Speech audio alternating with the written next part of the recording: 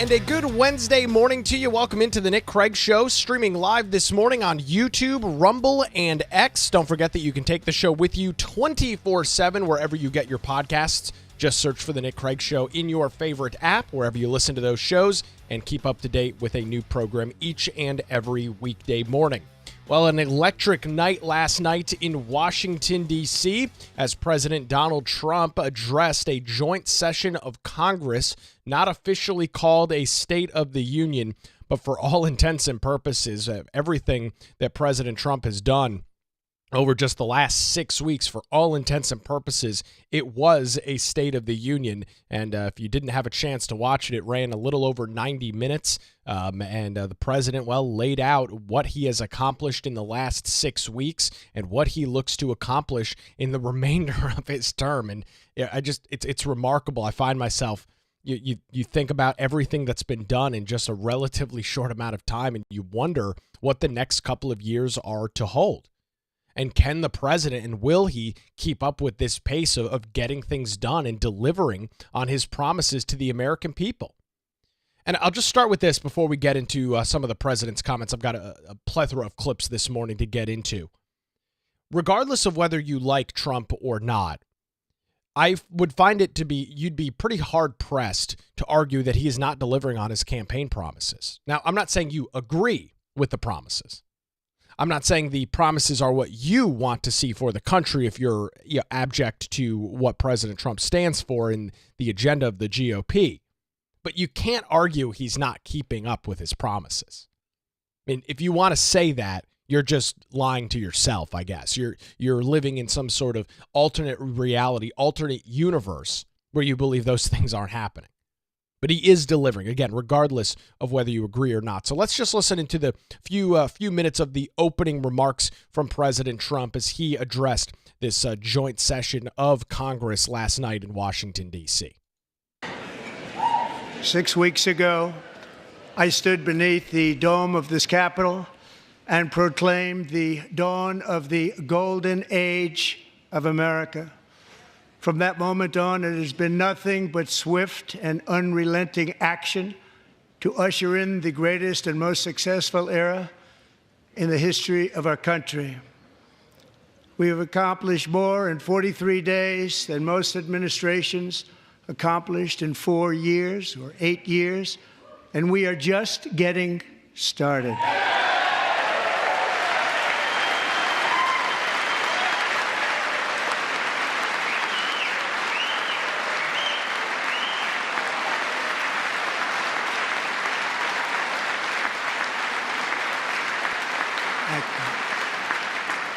I return to this chamber tonight to report that America's momentum is back, our spirit is back, our pride is back, our confidence is back, and the American dream is surging bigger and better than ever before. One of the things I'll note from last night, a high level of confidence from the president. The dream is unstoppable, and our country is on the verge of a comeback, the likes of which the world has never witnessed and perhaps will never witness again. There's never been anything like it. Incredibly high levels of confidence and optimism from President Trump. The presidential election of November 5th was a mandate like has not been seen in many decades. We won all 7 swing states, giving us an electoral college victory of 312 votes. You heard some of the boos there from the Democrats in the crowd as they, I guess, are living in some sort of fairy tale land where Trump didn't have a massive election victory back in November. It doesn't make any sense. We won the popular vote by big numbers and won counties in our country. I mean, listen to this.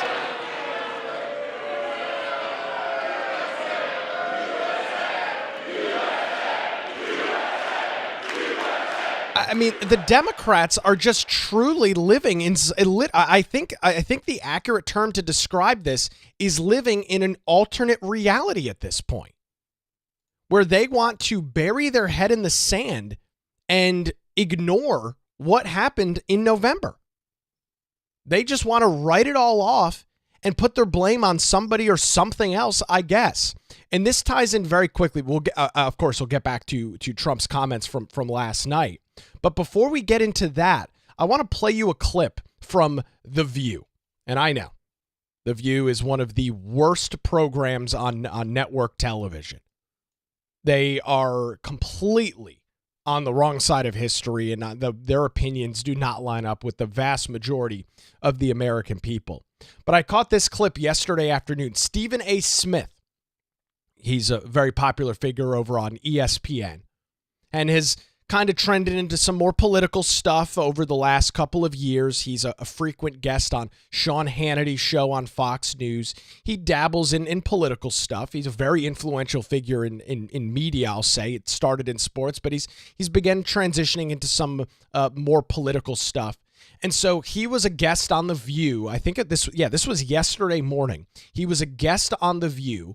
And of course, the women of The View, they're, with their multi-million-dollar salaries to sit up on stage and talk about how much they connect with the American people, even though they know nothing about being a regular, everyday, normal American, can't relate to the American public at all. They continue down this same diatribe that you heard from the boos and the jeering from Democrats in this joint session of Congress last night. Take a listen to this clip and watch Stephen A. Smith absolutely smack down the ladies of The View when they went down to this same trail that Democrats have over the last couple of months. Get a listen to this. It's only been in office for 6 weeks. Seems like 6 years, doesn't it? Mm-hmm. And he's been going around with his cronies touting his so-called landslide and blowout win. But he won the popular vote by 1.5%, one of the smallest ever, and he won the general election by less than 50%. So what kind of mandate is this really? Well, so before we get into Stephen A.'s comments, maybe I need to lay this out for our Democrat listeners. Just, I'll slow it down for you.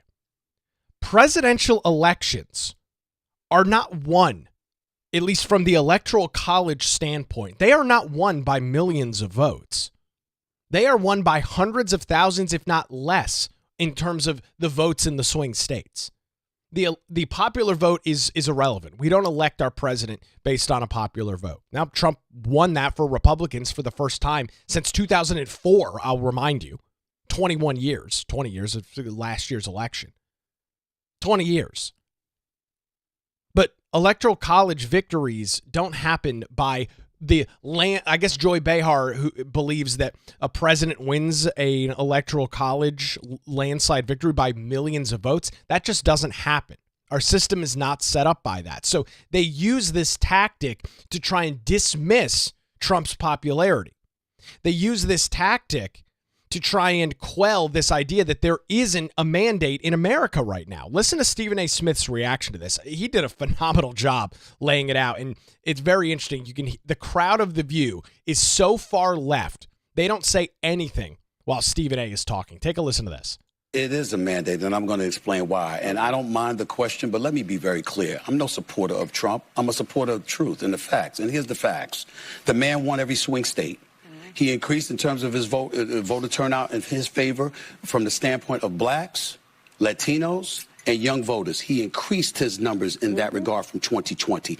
89% of the counties shifted to the right. That's a mandate.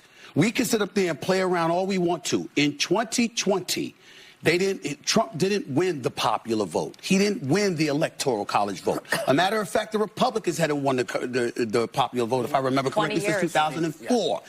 But they did this year. So 20 years after they last won the popular vote, they won the popular vote. They won the Electoral College vote. The man won every swing state. And on top of it all, 89% of the counties shifted against. I don't understand how people can look at that and say, there's no mandate. There's a mandate. Well, it's a different definition of a mandate, I guess. But the problem is that if you're the Democratic Party and you lost 49.8% to 48.3%, and you're looking at that 1.5% dip, that's an excuse for you to say, what we did really wasn't that bad. Some people didn't we should continue to do that. Don't continue to do it. Find a new strategy. It's only been Boy, Stephen A. laying down the hammer for the ladies of The View. And he perfectly and fully admits, I'm no supporter of Trump. It's obvious that he's not. But what Stephen A. is obviously objective in regards to him being able to look at politics. And what he said there at the end cannot be dismissed. Democrats want to try and play around with all of these numbers. And you heard Joey Behar lay it out. He only won by this. He only won by that. It's a cover for them to continue down their same path. And this is what will be the demise of the Democrat Party. If they don't wake up and get back to some semblance of normalcy and stop pandering to these very small groups within the Democrat Party, they're screwed, plain and simple. Their ideas are not popular. The things that they stand for are not popular. And it doesn't resonate with the American public. But Democrats, for whatever reason, and as I always state with this, I'm okay with them doing this because it will mean that they will not surge to power. It means they will not have victories at the ballot box. But if they continue down this path, as Stephen A. notes out, just this excuse, this blanket coverage of, we did everything fine. Everything worked out in our favor. We didn't have any issues. We, only lost by a little bit. This is not a good strategy forward for the left. And so when you have Democrats last night booing Trump over claiming he won 7 swing states, won the popular vote, massive victory in the Electoral College, they, I guess, just want to live in what I'll call an alternate universe. They are living an alternate reality where they believe that their candidate in Kamala Harris was a perfect candidate. Their ideas, their policy platforms were perfect and spot on. And so I presume they believe they can just take that same 2024 strategy, the approach, the policies, the ideas, the candidates, run them again, and things will be different. You, of course, know the definition of insanity. It's doing the same thing over and over again and getting the same result. And it appears the Democrats are playing in that camp right now.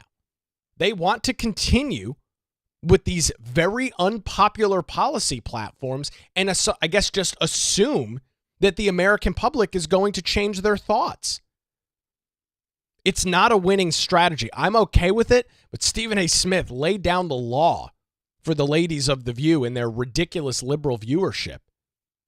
And hopefully some of them wake up and realize, oh yeah, this is not good.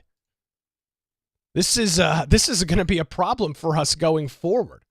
We're going to have to figure out and make some drastic changes or we're going to continue to lose. But who knows? Maybe not. More from President Trump last night in his joint address. Counties in our country, 2,700 to 525, on a map that reads almost completely red for Republican.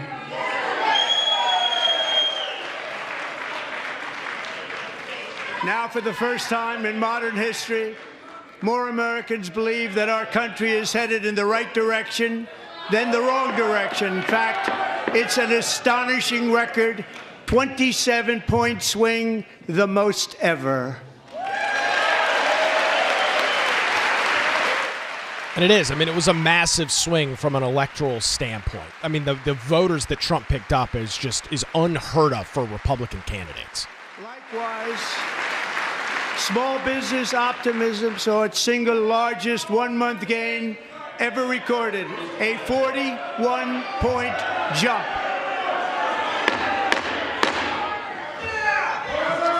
Members are directed to uphold and maintain decorum in the House and to cease any further disruptions. That's your warning.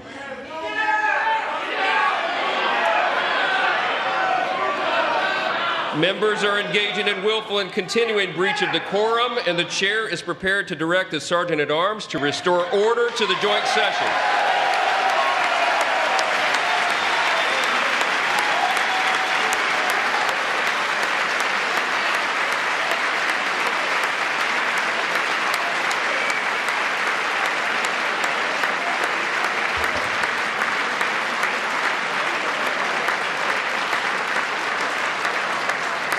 Mr. Green, take your seat. Take your seat, sir. Take your seat. Finding that members continue to engage in willful and concerted disruption of proper decorum, the chair now directs the Sergeant-at-Arms to restore order. Remove this gentleman from the chamber. And I was listening to this last night, and I could only ask, what the hell are the Democrats thinking? I mean, I am failing to wrap my head around, and I think I have a pretty good grasp on politics. I make sure that I keep track with what's being said on both sides. I watch shows like The View. I watch CNN. I watch MSNBC. I like to keep track with what's going on the other side of the aisle. And I cannot for a second wrap my head around what Democrats were thinking last night. Uphold and maintain decorum in the House. Mr. President, you continue. So we'll get back to President Trump's comments here in just a second. This cannot be understated. You have got a party that just got taken to the cleaners in regards to the election in November of last year.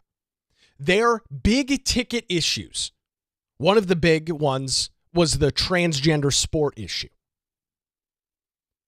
That has been dismantled and destroyed within just days of the new administration.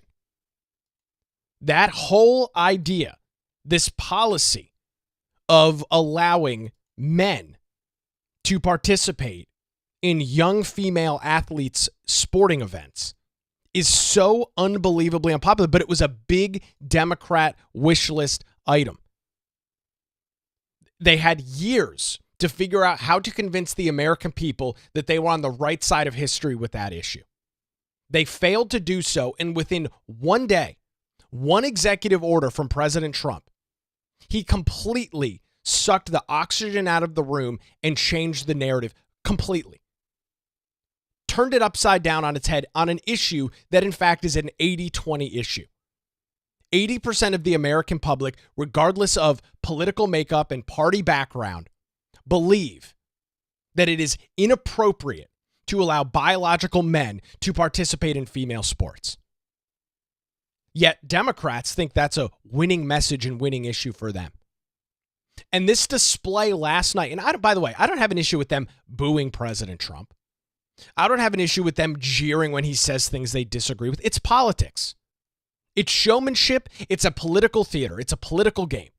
I don't take any offense. I'm not upset. I'm not triggered about the Democrats booing. I think they should. But when you've got Al Green with his stupid cane standing up and pointing at the president, and what did you hear from him? I don't know if it came across in the clip. It's not a mandate. I guess Democrats are going to die on this hill. They are going to die on the hill of convincing themselves that President Trump and the Republicans don't have a mandate. It's so short-sighted. It's so unbelievably stupid. But I guess they're going to continue with it. I guess maybe some internal polling within the Democrat Party shows that that's working. I doubt it. I doubt there's any evidence to back up those claims or back up those concepts at all. But it's now the recurring thread that you're hearing from the Democrat Party. Trump has been incredibly effective in his first 6 weeks in office. Between the executive orders, between just the general attitude and the agenda that he is setting and the impact that is having both in the private and public sector, instead of challenging the issues, instead of going to the American public and saying, hey guys, our ideas are better. What Trump and what the Republicans are saying is no good. We have the better solutions. Instead of doing that, they're going to argue over whether Trump's election victory was a mandate. Incredibly short-sighted, incredibly stupid, and I believe politically detrimental to the Democrat Party. And so kind of skipping and moving throughout the speech last night, all of my clips are not in order. Talking about the men and women's sports issue. A individual from North Carolina by the name of Peyton McNabb, who, if you'll remember back a couple of years ago, 2022, she joined me on the radio show. She's a high school student in the western half of North Carolina at the time and was severely injured by a male pretending to be a woman in a sporting event. This was Peyton McNabb being recognized last night. Take a listen to this. 3 years ago, Peyton McNabb was an all-star high school athlete, one of the best, preparing for a future in college sports. But when her girls' volleyball match was invaded by a male, he smashed the ball so hard in Peyton's face, causing traumatic brain injury, partially paralyzing her right side and ending her athletic career. It was a shot like she's never seen before. She's never seen anything like it. Peyton is here tonight in the gallery, and Peyton, from now on, schools will kick the men off the girls' team, or they will lose all federal funding.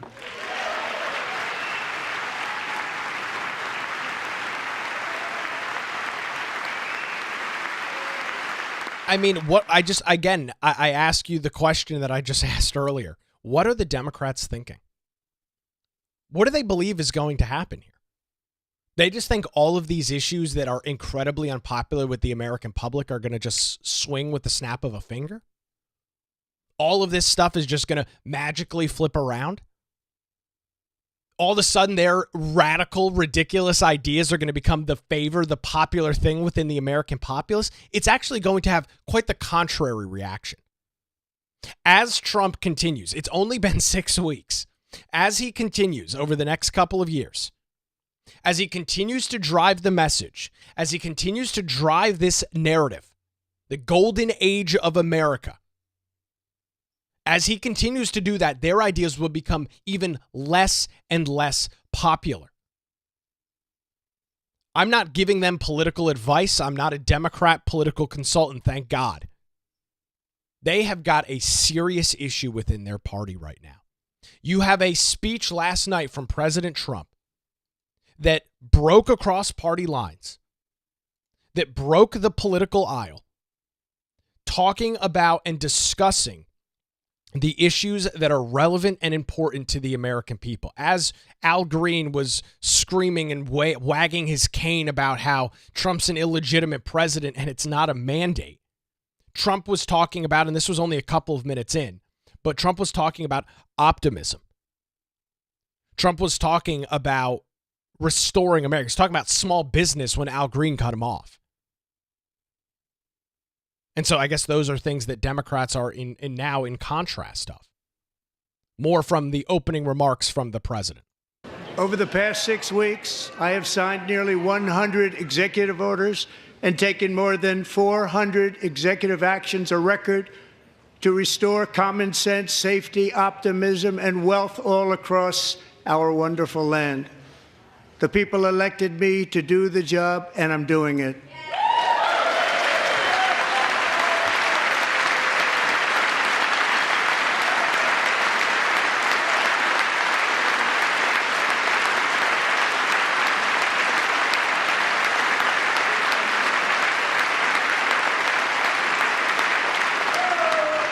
In fact, it has been stated by many that the first month of our presidency, it's our presidency, is the most successful in the history of our nation.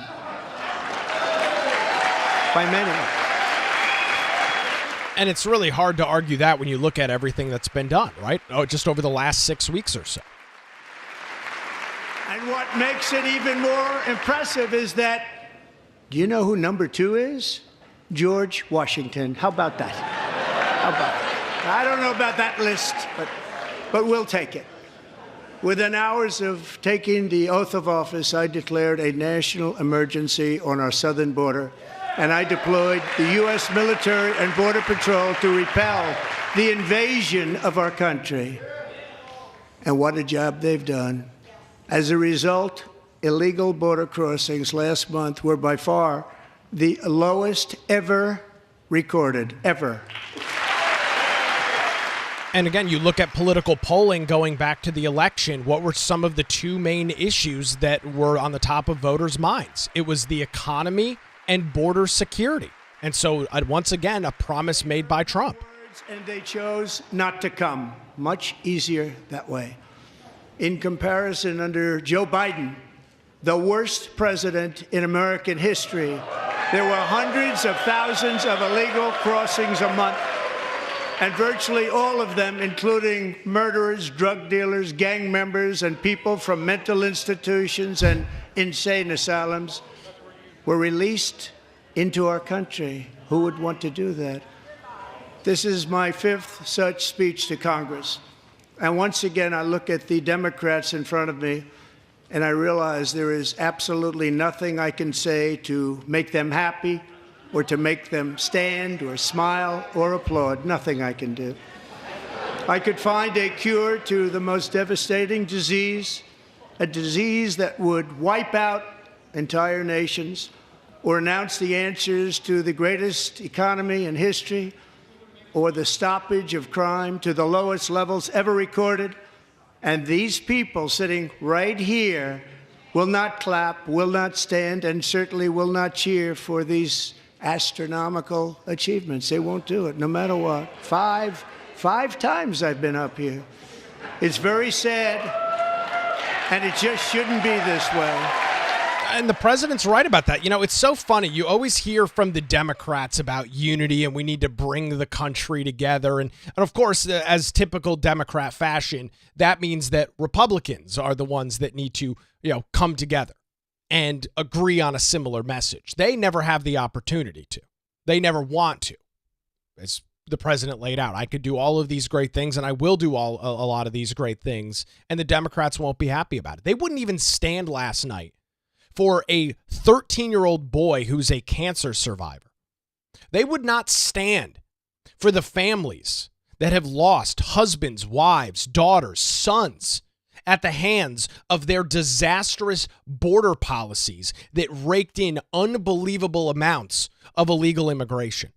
Democrats just wouldn't even stand for that. 13-year-old boy, cancer survivor. Democrats won't stand for it. Why? Because the words came out of Trump's mouth. Yet they're the ones that want to talk about political unity. They're the ones that want to talk about America coming together for the greater good. Maybe they need to practice what they preach a little bit more. Instead of wagging their cane at the president and closing their eyes, burying their head in the sand, and pretending like the November election didn't happen. Maybe that's not the greatest approach to take. Beth is commenting this morning on X. She says, Democrats are disgraceful. No respect. Yeah, that was blatantly obvious last night, unfortunately. No respect at all. Holding up their stupid little signs about Medicaid, don't get rid of my Medicaid, and Trump's a liar. It's so weak. This is the same rehashing of everything from the first administration from them. They have no substance. They have no issues they can tackle. So they have these stupid, ridiculous chants that they come up with, all of these stupid, speeches and holding up signs and rallying with groups.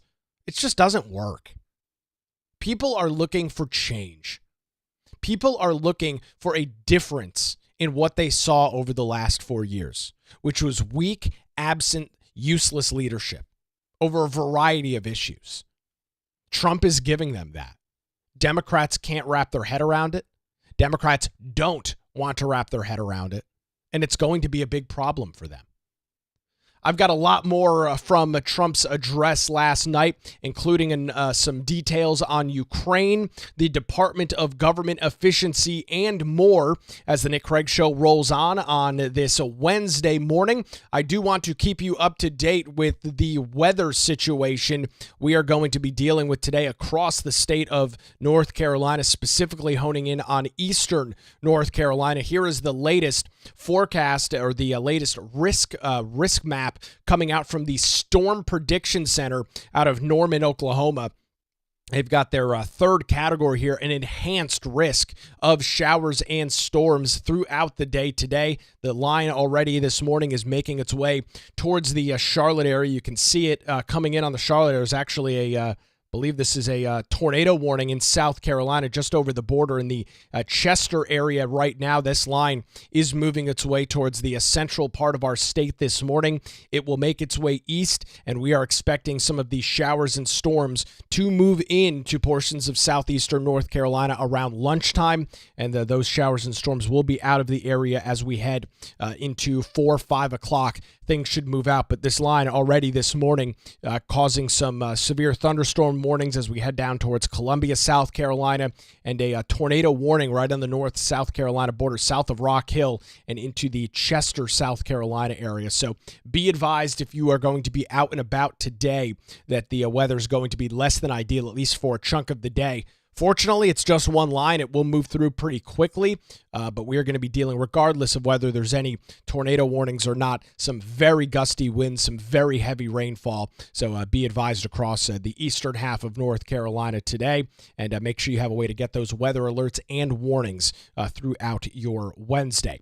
On the other side, again, we will dive into more details from President Trump's address yesterday to a joint session of Congress, Department of Government Efficiency, Ukraine, and more as the Nick Craig Show rolls on a Wednesday morning, streaming live on YouTube, Rumble, and X, and available 24/7 wherever you get your podcasts.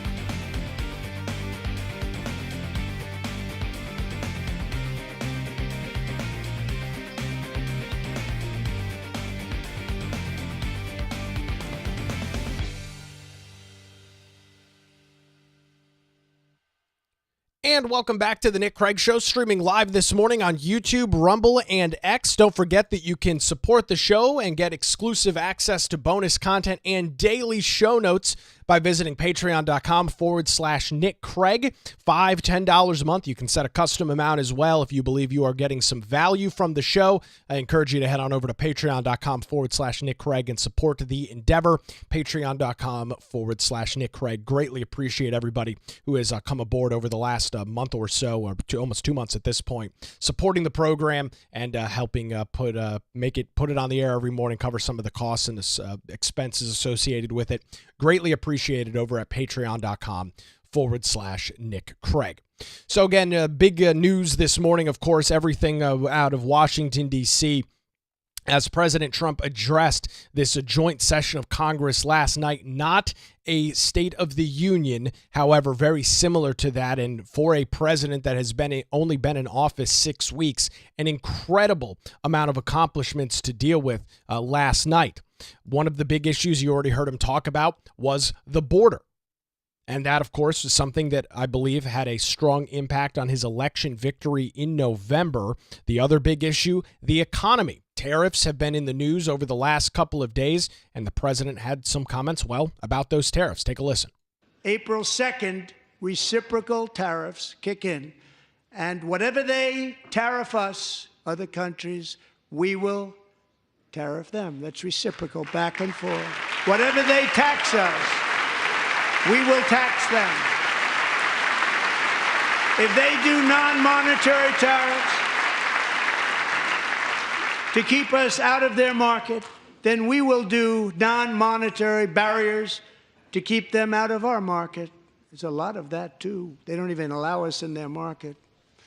We will take in trillions and trillions of dollars and create jobs like we have never seen before. I did it with China, and I did it with others, and the Biden administration couldn't do anything about it because there was so much money they couldn't do anything about it. We have been ripped off for decades by nearly every country on earth, and we will not let that happen any longer. And the president, talking about those tariffs, it's been discussed a lot. We talked about it yesterday morning. We're not going to get into the tariff debate and back and forth again today. It will, of course, come up in the weeks and months to come. But the president strongly feels, and he's not inaccurate about it, that the United States is being ripped off in regards to international trade, and he wants to make a change. And he's using these tariffs in some cases as a bargaining chip, as a bargaining agreement to get countries to renegotiate the deals that they have in terms of their imports and exports and the fees in which they charge if they even allow U.S. goods to be imported. And he went through and talked about some of those examples last night. So big update there on the economy, and that's something that every single American is going to be keeping an eye on and keeping track of because it will have an impact on your dollar. There's no question about it. Then, of course, Ukraine came to the equation last night. That blow-up happened on Friday in the White House with the Ukrainian President Vladimir Zelensky thinking it was a good idea to try and alpha Donald Trump. It backfired royally in his face. He was kicked out of the White House and then had to go on a apology tour through Europe, begging them for more money to fight his stalemate war against Russia. The president commented on Ukraine. We weren't sure whether that was going to come up, but it in fact did. Take a listen. I received an important letter from President Zelensky of Ukraine. The letter reads, Ukraine is ready to come to the negotiating table as soon as possible to bring lasting peace closer. Nobody wants peace more than the Ukrainians, he said. My team and I stand ready to work under President Trump's strong leadership to get a peace that lasts. We do really value how much America has done to help Ukraine maintain its sovereignty and independence. Regarding the agreement on minerals and security, Ukraine is ready to sign it at any time that is convenient for you. I appreciate that he sent this letter, just got it a little while ago. And so it would appear to me then that this mineral rights agreement, that's the first step of this multi-step plan to getting to a ceasefire, getting to a peace deal between Ukraine and Russia. Based on the comments there from the president, the letter from Ukrainian President Vladimir Zelensky talking about his readiness. He's ready to sign the mineral rights deal. He's ready to work forward on a security agreement. And as he said, quote, my team and I stand ready to work under President Trump's strong leadership to get peace that lasts. So it would appear, if the Trump administration is interested, which I strongly believe they are, that this deal, this agreement is back on. It should have never been in the situation that it was, but nevertheless, it appears that it's back on. And there was an interesting, funny clip last night as Trump was talking about Ukraine, as he was dealing with this issue. He, asked the crowd about, asked the crowd about the war. And do they want it to continue going on? And he, in fact, pointed out the Democrats completely on this, called them out wholeheartedly on wanting to keep this war going. As it's been described, as many of them are, of course, war hawks and never want to see peace. Because peace means that many of them that are skimming off the top through the military-industrial complex, well, the cash flow shuts off. The spigot turns off, and they want nothing to do with that. Here's the president last night. Of dollars to support Ukraine's defense. with no security, with no anything.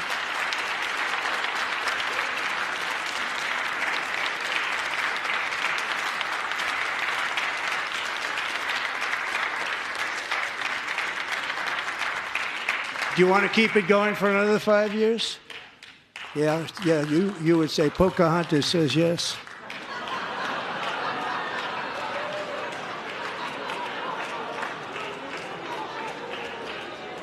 Yeah, she wants it to go. She's clapping. They're all in favor of it. The forever war, continued U.S. involvement. It's kind of lines up perfectly with some of the comments that Trump made on Friday about, does the Ukrainian president actually want peace? It appears now that he's had a chance to clear his head and fall back to reality that he does. But it doesn't surprise me, and it's not shocking to hear that Democrats aren't in favor of peace. So many of them are getting rich off of the war. They don't want peace. They don't care. Trump called them out, and Elizabeth Warren is sitting there clapping. Do you want the war to go on for another 5 years? She's hooting and hollering. Yeah, she's all in favor of it. I thought that was a pretty funny moment from last night. As the president did, of course, throw in some jokes and some jabs here and there. Regardless, again, whether you like the guy or not, it's President Trump. His speaking style, the way in which he communicates is the same. It's been incredibly consistent. There's really no way to argue on that at all.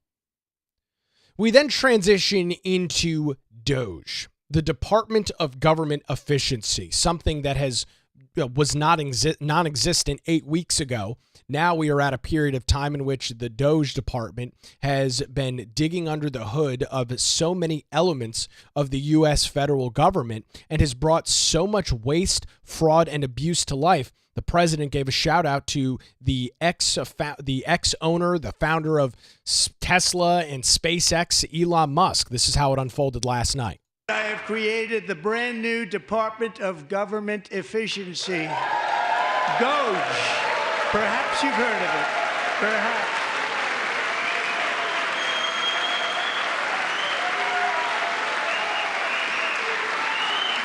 Which is headed by Elon Musk, who is in the gallery tonight.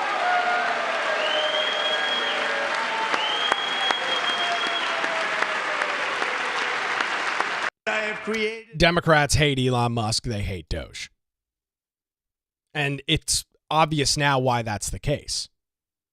As this has continued to go on, as more and more details and more information has come to light, well, we're learning that all of these NGOs, these nonprofits, these non-governmental organizations that are talked about by the president, that have been brought forward by Elon Musk and his group, his team that is digging into payment systems and tracking of money, that this was just another opportunity for Democrats, for individuals like Stacey Abrams, which you'll hear about in a minute, to collect tens, if not hundreds of millions of dollars from the U.S. taxpayers under sham nonprofits, sham groups that don't operate, that aren't doing what they're saying they're supposed to be doing, that are just collecting free money from the taxpayer with no accountability, no tracking. It's just a blank check to these groups. The president then touted some of the accomplishments of Elon Musk and talked about some of the waste, fraud, and abuse. And this was a couple minutes where the president went through this, and it's every American needs to listen to this and ask yourself, are these things that are good for America? The dollar figures and what is coming out of this, is this something that is good for the American public as a whole? I'm not going to answer the question for you. You can listen and answer the question yourself. Here's the president last night. Thank you, Elon. He's working very hard. He didn't need this. He didn't need this. Thank you very much. We appreciate it. Everybody here, even this side, appreciates it, I believe. They just don't want to admit that. Just listen to some of the appalling waste we have already identified. $22 billion from HHS to provide free housing and cars for illegal aliens. $45 million for diversity, equity, and inclusion scholarships in Burma.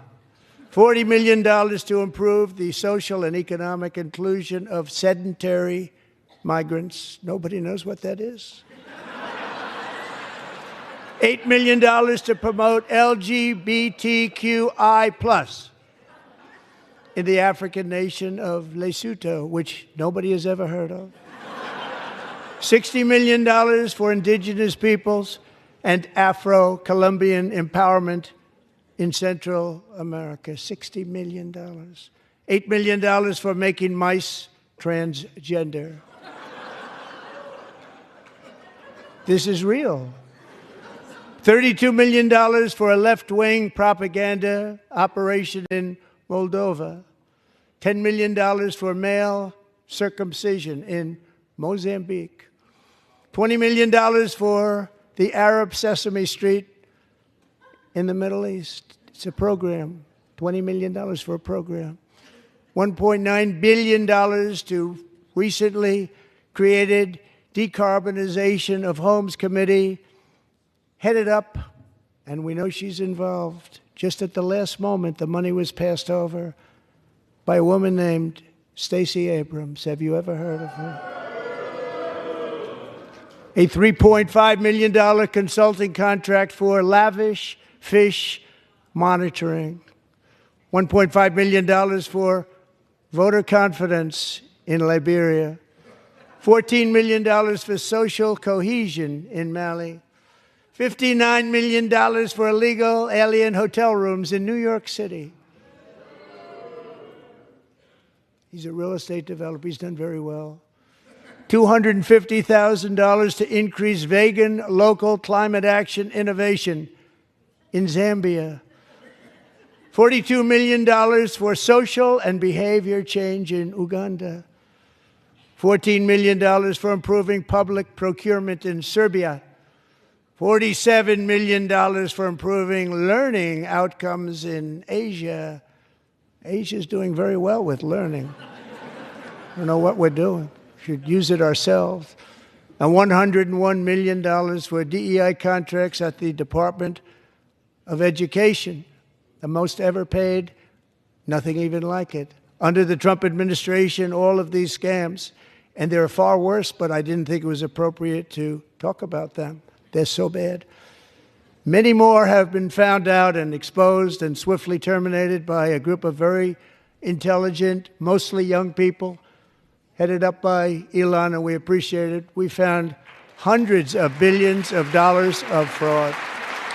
And so you listen to those comments there from the president. He goes through this list, about 3.5 minutes of all of the waste, and just all the waste that we know of right now. Right? Not all of the waste in totality, because it's only been 6 weeks. There's only been so many hours in the day, so much time to actually go through and deal with this stuff. And so I'm not making a judgment call on it at all. Trump is litigating this issue with the American people. And he's litigating it in a very effective manner. He's litigating it in a way that is resonating with the public. Even as he noted in the clip with Elon Musk that I played before, that even the other side appreciates it.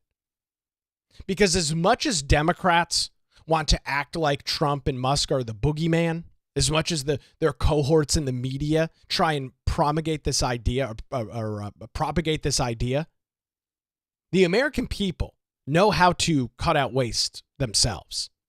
Many of them, most of them, I would argue, have had to do so over the last couple of years with the rough status of the U.S. economy, with dealing with inflation and sky high prices rocketing up. 9.5% inflation in the summer of 2022 under Joe Biden. American people have had to cut costs. And so when the president, and he's done a very good job at doing this, as the president continues to talk about this on the public scale, as the president continues to talk about these issues, it's amazing to me that Democrats seemingly just want to die on this hill. These issues for you are not popular. The federal government as a whole is not a popular entity. When we look at the trillions of dollars worth of debt that we are in, and the results that we get for the money that we invest, I throw that in air quotes, into the federal government, generally, people are unhappy with that. And so the idea that Democrats want to argue this point, the idea that Democrats claim that going into these agencies and cutting out waste, fraud, and abuse is a bad thing, is a very, like I was mentioning earlier, is a very short-sighted political decision. It doesn't make any sense. It's an 80-20 issue for the American people. This is something that when you poll individuals and say, are you okay with waste, fraud, and abuse, irregardless of whether it's in the federal government or not, people say no, of course not. Nobody likes waste. Nobody likes fraud unless you're the fraudster himself. And nobody likes abuse. Trump has done a masterful job at bringing this discussion to the forefront, shining a light on it, and getting the American people on his side, which really is not his side. It's the side of our country. It's the side of having a prosperous nation in the future. Because without getting our budget in check, without getting our uncontrollable spending dealt with, brought back in, and seriously analyzed, and when I say seriously analyzed, I mean it. I mean, we've got to dig deep and get these things dealt with, get this stuff figured out. Without that happening, it is going to be incredibly tough for us to have a prosperous nation going forward. There's just no other way around it. We have buried ourselves in debt. We have decided that we are going to continue to borrow against our future with seemingly no path on how to deal with this stuff in the long term. We are making short-sighted decisions with complete and total disregard to how this is going to affect the future of our economy. We're over-leveraged. It's a terrible economic position that we're in right now. It's just absolutely terrible. And for Democrats, they just want to continue. They think it's okay. They think it's good, I guess. And I guess if you're Stacey Abrams and you're making all this money off the federal government with your nonprofit scams in Georgia, I guess you are okay with that. I guess that's a good thing for you because you're getting rich. So Trump needs to continue to litigate this. Trump needs to continue to bring this to the public because it's a winning issue. It's a winning message. People are not in favor of waste, fraud, and abuse, irregardless of Democrats in their purple or their pink shirts last night holding up their little signs that says Trump is a liar, irregardless of what they think. It's a popular issue that works for the American people. I would encourage you to check out the entire 90 minutes of it. It's long, but I would encourage you to check it out. And so moving off of some of those bigger policy issues, the president, as is accustomed in these kinds of events, normally the State of the Union, this just a joint address to Congress, the president has guests. We already saw Peyton McNabb, the Western North Carolina high school student that was severely injured by a male pretending to be a woman during a volleyball match back in 2022. And so the president had other guests in attendance talking about some other major issues, including the likes of illegal immigration. Take a listen. Alexis, I promised that we would always remember your daughter, your magnificent daughter. And earlier tonight, I signed an order keeping my word to you. One thing I have learned about Jocelyn is that she loved animals so much. She loved nature. Across Galveston Bay, from where Jocelyn lived in Houston, you will find a magnificent national wildlife refuge, a pristine, peaceful, 34,000-acre sanctuary for all of God's creatures on the edge of the Gulf of America. Alexis, moments ago, I formally renamed that refuge in loving memory of your beautiful daughter, Jocelyn. So, Mr. Vice President, if you would, may I have the order?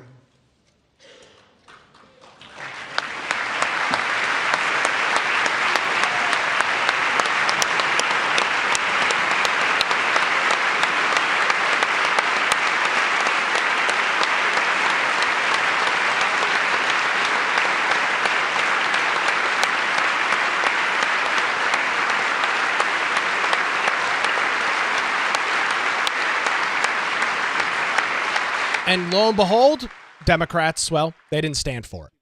Because why would they? They're in direct opposition of everything that President Trump supports.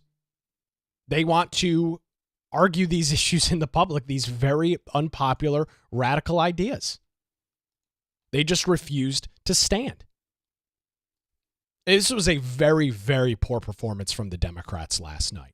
Let's go to another issue that Democrats seemingly are not in favor of.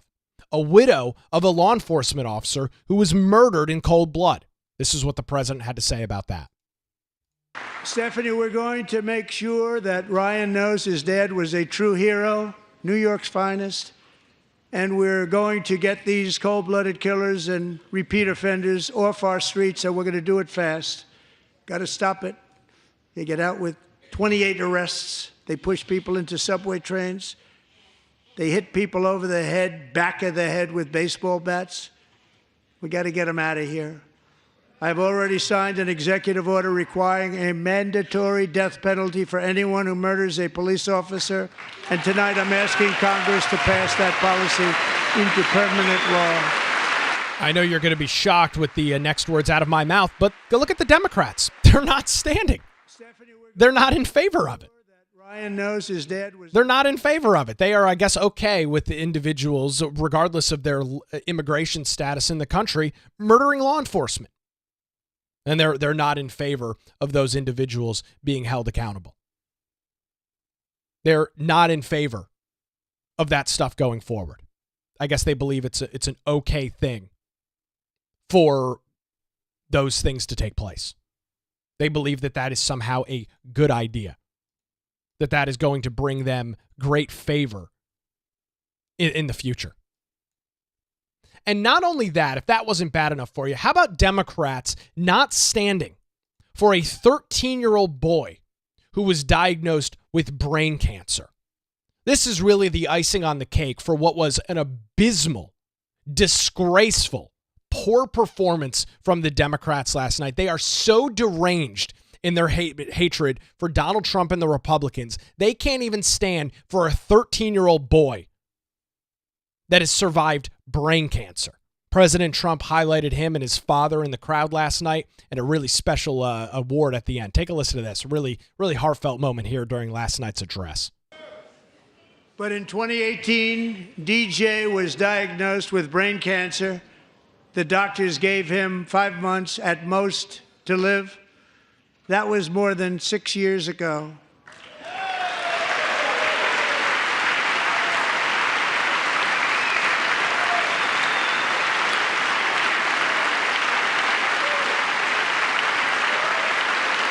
Look at them. They're not standing. They're sitting. They can't stand for a 13-year-old boy who survived brain cancer? What the hell is wrong with the Democrat Party?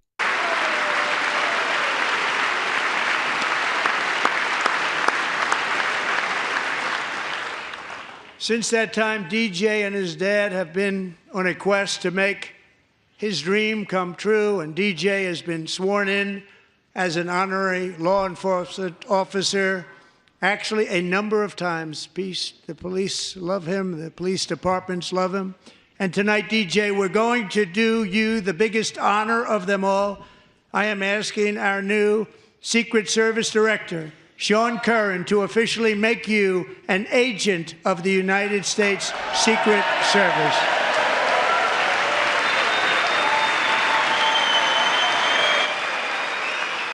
Can you imagine being so deranged in your political ideology that you can't stand and give a standing ovation to a 13-year-old boy who was diagnosed, battled back, and fought off brain cancer? And tell me that you're on the right side of history? Tell me that what you stand for as a political party is that of the American people? What a joke. What a disgraceful performance last night from the Democrats. You know, as we watch things and as we've watched things unfold over the last couple of weeks and months, really since the election in November, I really am surprised by what we're seeing. Obviously, the Democrats, well, they're not in favor of Trump. He's the Republican. He won. He beat them. He beat their awful candidate in Kamala Harris. So no surprise there. But their attitude, the way in which they are being, the way in which they are acting and operating now that he has won is unbelievable. I mean, I really didn't think that Democrats would go this low. And by the way, it's not just Democrats in Congress. Here's MSNBC last night after this took place. This is how anchors on MSNBC describe this. Again, a 13-year-old boy who survived brain cancer.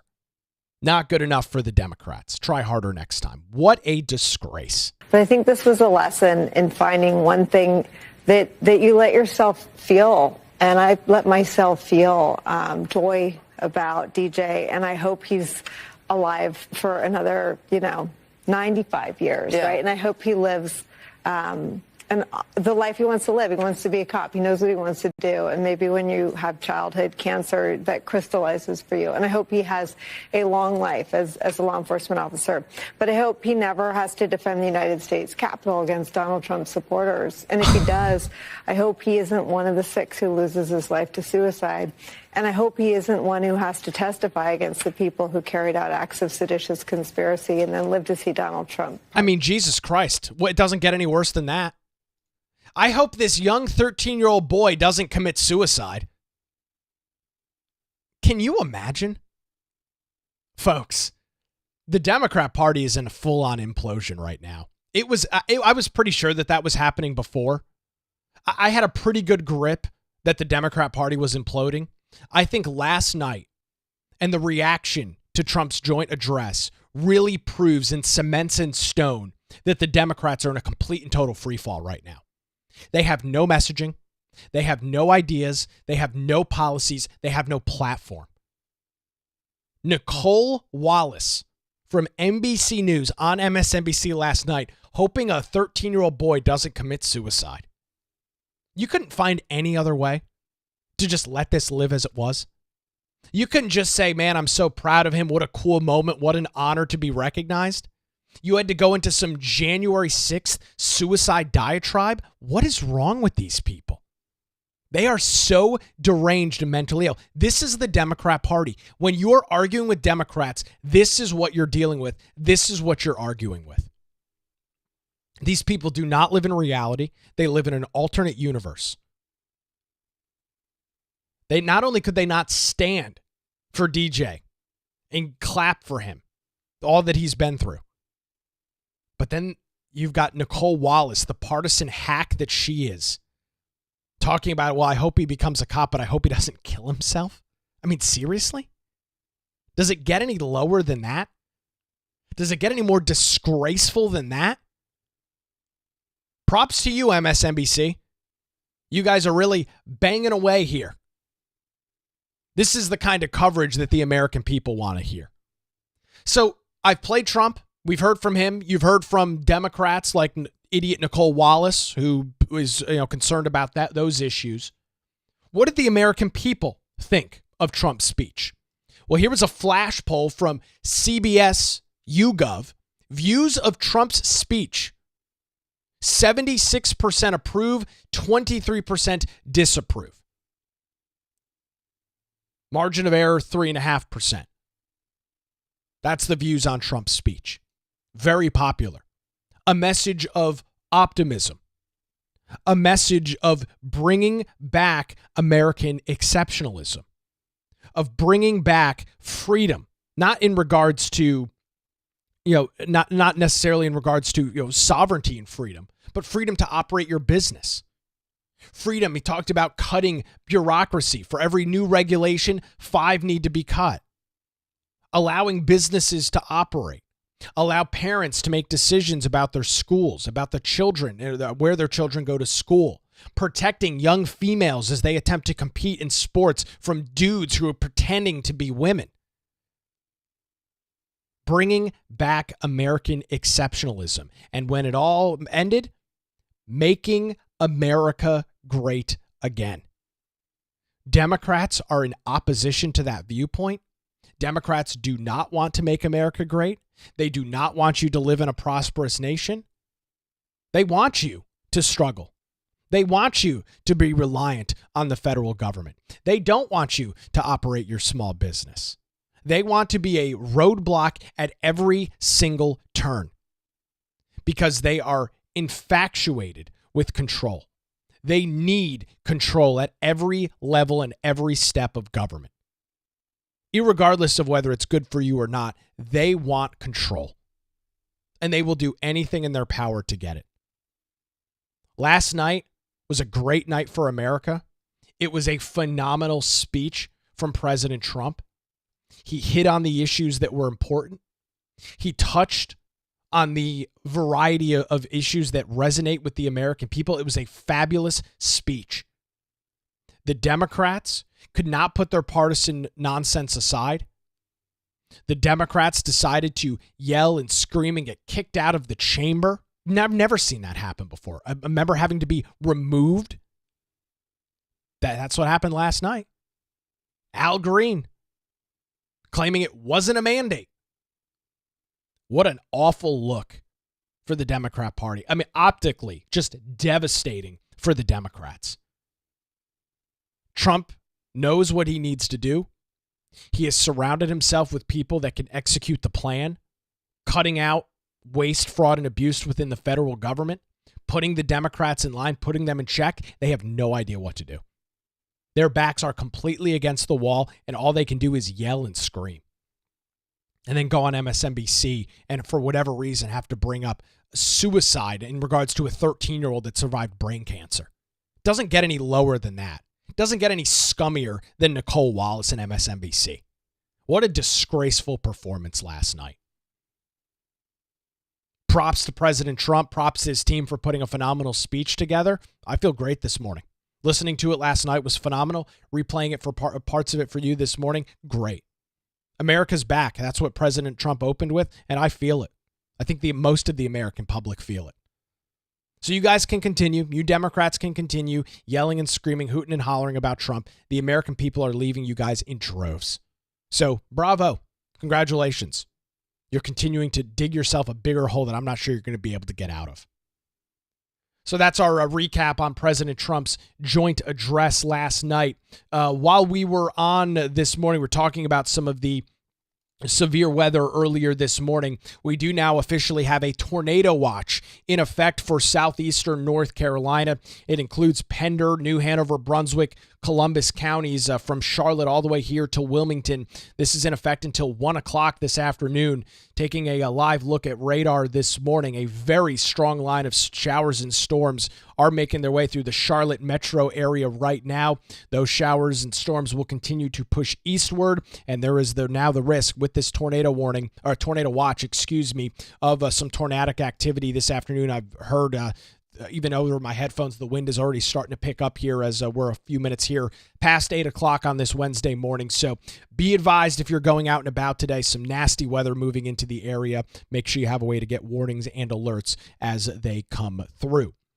Just a quick programming note. We are back here tomorrow morning, but I am off on Friday. We've got traveling out of town for a wedding, so a no-show Friday morning, but we'll be back with you tomorrow, including yours truly. I got a shout out last night from the Wilmington City Council, Councilman Kevin Spears. I'll have that clip coming up for you tomorrow morning, plus the news of the day and more. Thanks for joining us on another edition of The Nick Craig Show. We're back tomorrow morning live on YouTube, Rumble, and X, and 24/7 wherever you get your podcasts. Have a great and safe Wednesday.